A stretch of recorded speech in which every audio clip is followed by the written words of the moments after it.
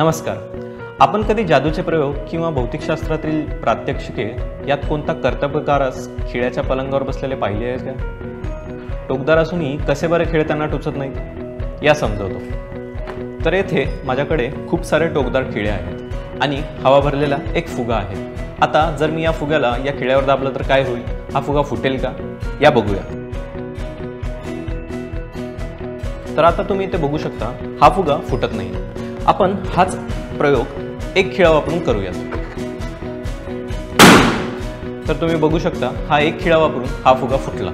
असे का होत आहे इथे?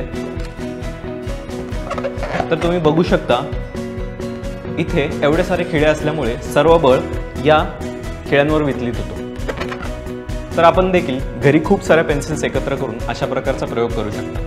आशा करतो की तुम्हाला हे मॉडेल आवडलं असेल. पुन्हा एकदा भेटूयात अशाच मजेदार संकल्पनेसह. धन्यवाद.